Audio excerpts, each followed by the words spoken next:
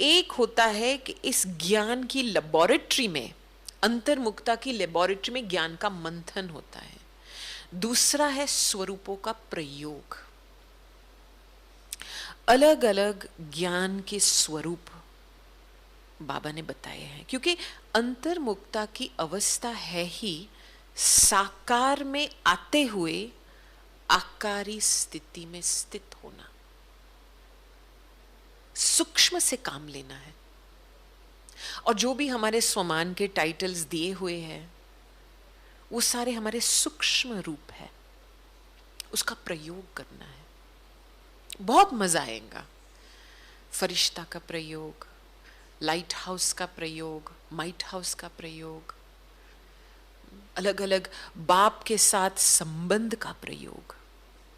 आपको व्यर्थ संकल्प को खत्म करना है तो इसकी बहुत सहज विधि है। आप बाप की एक टाइटल को लेकर के इसके अंदर गुम हो जाओ, बुद्धि को ले जाओ, और वो जो फीलिंग पैदा होंगी बाबा के प्रति वो तुरंत आपका व्यर्थ बंद कर देंगे। क्योंकि सबसे बड़ी कंप्लेंट यही होती है सभी की, व्यर्थ कैसे बंद करें। तो एक लेबोरेटरी खोलो अंदर से। दूसरा है कि फ्रॉम टाइम टू टाइम क्या होता है, जब भी हम खुद की चेकिंग करते हैं तो चेकिंग में यहां पर जो एक राज दरबार है जिसमें हमने कर्मेंद्रियों को भी देखना है, स्थूल की कर्मेंद्रियों को, सूक्ष्म की कर्मेंद्रियों को, और कभी कभी हमारे कर्मेंद्रिय चंचल भी होती है, अलबेले भी होती है, उसको टाइट करना होता है। अपने आप को ऐसे नहीं, लूज नहीं छोड़ो, क्योंकि जब भी अपने आप को हम लूज छोड़ देते हैं ना तो पूरी हमारी कर्मेंद्रियों का ध्यान बाहर की तरफ चली जाती है। इसके लिए चाहिए खुद को अंतर्मुखता की गुफा में बिठाओ। गुफा में बैठ करके अपने कर्मेंद्रियों को टाइट करो। जैसे छोटा बच्चा होता है, नटखट होता है ना, छोटा बच्चा 2 मिनट के लिए बैठ नहीं सकता है तो उसको क्या सजा देते हैं, आधे घंटे के लिए चुप होकर के बैठो। अपने आप को ऐसी सजा देनी चाहिए, फिर अपनी कर्मेंद्रियों कंट्रोल में रहती है। ये फोर्स की बात नहीं है, दृढ़ता की बात है। हमने एक बार दादी को पूछा था ये प्रश्न कि दादी आप योग में क्या करते हो, अपने आप को कैसे अंदर लेके जाते हो, क्योंकि दादी बहुत बारी कहती थी सूक्ष्म वतन यहाँ है, मूल वतन यहाँ है, अंदर चले जाओ। तो दादी जी ने हमको 5 स्टेप बताए थे, और हमने जब इस 5 स्टेप के ऊपर प्रयोग किया, बहुत ही तुरंत जैसे ऑटोमेटिक कर्मेंद्रिया शांत हो जाती है इसमें। तो पहला स्टेप, डिटैच होना। अपना ध्यान अंदर रखो, अपने कर्मेंद्रियों से धीरे धीरे एनर्जी हटा करके अपने आप को डिटैच करो, इस शरीर से डिटैच। फिर दूसरा, अपने आप को न्यारा महसूस करो। मैं एक न्यारी प्यारी आत्मा हूं, एक विशेष आत्मा हूं। और फिर साक्षी की सीट पे बैठो, इस आंखों के पीछे भ्रुकुटी के सिंहासन पर बैठ जाओ। बाहर की दुनिया चल रही है और मैं अंदर साक्षी की सीट पे बैठी हूं। और फिर अपने आप को और ही गहराई में लेके जाओ, साक्षी दृष्टा की स्थिति। देखते हुए भी न देखो, सुनते हुए भी न सुनो। और फिर उसके बाद उपराम चले जाओ। बाबा के साथ मूल वतन में बैठ जाओ।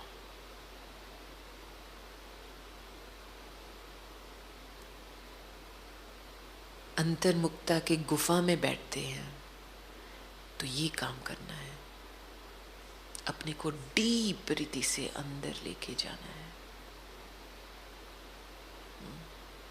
तभी फिर याद की शक्ति बढ़ती है। याद में इतनी सारी बातें हैं, मैं सार रूप में बताऊंगी तो याद की शक्ति है प्यार की शक्ति। एक बहुत गहरा प्यार जुड़ता है बाबा के साथ। और याद में बहुत सारी चीजें मिलती है।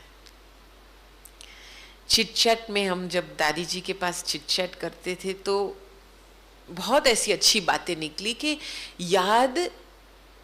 याद में 5 बातें मिलती है आत्मा को, और अपने आप को चेक करना है कि मुझे मेरी याद से ये 5 बातें प्राप्त होती है या नहीं। क्योंकि हम ऐसे कभी कभी याद में बैठते हैं, लूज होकर के बैठ जाते हैं, चलो थोड़ा बहुत भावना की फीलिंग आई और बाकी टाइम बस इधर उधर ध्यान था, फ्लैट फीलिंग था। लेकिन याद में ये 5 बातें होती है। एक है स्नेह, बाप का स्नेह बच्चों के प्रति। स्नेह हम इंग्लिश में कहते हैं अफेक्शन। बहुत सुंदर चीज है स्नेह, जिसको प्यार से बाकी पहनाओ, वो तो स्थूल रूप में है, लेकिन एक अंदर जैसे आत्मा को एक राहत मिलती है जब स्नेह मिलती है। बच्चा शांत हो जाता है जब स्नेह मिलती है। और जब बाप से हमको स्नेह मिलती है तो हमारे शरीर के ऊपर भी इसका असर पड़ता है। तो स्नेह की शक्ति लेनी है तो सर्व संबंध बाप के साथ होना चाहिए, तब स्नेह लेने की, स्नेह की प्राप्ति होती है फुल तरीके से। दूसरी बात होती है याद में सर्व शक्तियां प्राप्त होती है। जो बाप में सर्व शक्तियां भरी हुई है वो हमारे आत्मा में डाउनलोड हो जाती है। धैर्यता की शक्ति बढ़ती है, क्योंकि बाप है ही साइलेंस, सत चित आनंद। सहन शक्ति बढ़ती है, दया भाव बढ़ती है, बहुत सारी रहम की एक शक्ति बढ़ती है अंदर से। फिर तीसरी बात, याद से साकाश भी मिलता है। आप सभी को अनुभव ये जरूर होगा कि जब सेवा में टेस्ट पेपर आती है तो एडवांस में बाबा आपको अमृत वेले के समय साकाश भी देता है, एक्स्ट्रा पावर, लाइट माइट का पावर देता है, जो आगे आने वाली सीन के लिए आपको उस समय पता नहीं होता है, लेकिन एडवांस में साकाश मिलती है। तो साकाश है ये करंट, उसको खींचने के लिए हिम्मत चाहिए। तो साकाश खींचनी है बाबा से। फिर चौथी बात है बल। बल माना ताकत। प्रैक्टिकल रूप में याद से ताकत मिलती है, अपने नियमों पे चलने के लिए ताकत मिलती है। जब ये बल ढीला होता है ना तो आपके नियम भी ढीले हो जाएंगे, थोड़े समय के लिए करेंगे फिर छोड़ देंगे। और हमने ये दादी जी में बहुत देखा है कि दादी जी ने नियम का बल बहुत जमा किया है। और फिर 5वीं बात आती है प्रेरणा। जैसे प्रेरित करता है सेवा के फील्ड पे, टचिंग कहेंगे लेकिन एक प्रेरणा आती है, कुछ करो, जैसे पीछे कोई पुश कर रहा है, कुछ करो करो करो। प्रेरणा देता है बाबा। तो ये 5 बातों की चेकिंग होनी चाहिए हमारे लेबोरेटरी में कि कितना तक हमने स्नेह, शक्ति, साकाश, बल, प्रेरणा की प्राप्ति मिली है। अभी देखो इतना सारा होमवर्क है लेबोरेटरी में करने के लिए, तो बाहर ध्यान देने की क्या आवश्यकता है? तो इसीलिए ऐसे समय पर जब भी हम ये अंतर्मुखी की अवस्था का प्रयोग करते हैं तो एक बहुत मीठी साइलेंस की शक्ति जमा होती है, सूक्ष्म शक्ति जमा होती है, और इस सूक्ष्म शक्ति के द्वारा हम औरों के व्यर्थ संकल्प बंद हो जाते हैं और उन्होंने बाबा के लिए, भगवान के लिए प्यार भरी भावना भी पैदा हो सकती है। ये साइलेंस की शक्ति का एक प्रूफ है। अब देखो, आप जब भी दादियों के पास जाते हो तो फीलिंग क्या आती है? दादी बहुत बारी कहती थी कि वो जब बाबा के पास जाती थी तो प्रश्न बंद, सोच भी बंद हो जाते थे। तो बाबा ने उसको भी वरदान दिया था कि बच्ची आपके सामने भी जो भी आएगा ना, उनके भी संकल्प बंद हो जाएंगे। प्रैक्टिकल में होता था ऐसा। यह है साइलेंस का प्रूफ। तो ये अभी हम थैंक्स देते हैं ड्रामा को, टाइम को, कि हमको ये इतना अच्छा मौका मिला है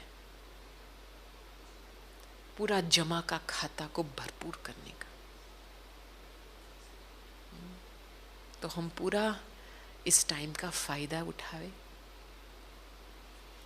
अपनी याद की शक्ति को, याद के खाते को बढ़ाए और साइलेंस की शक्ति को जमा करके बेहद विश्व की सेवा में उपस्थित रहे।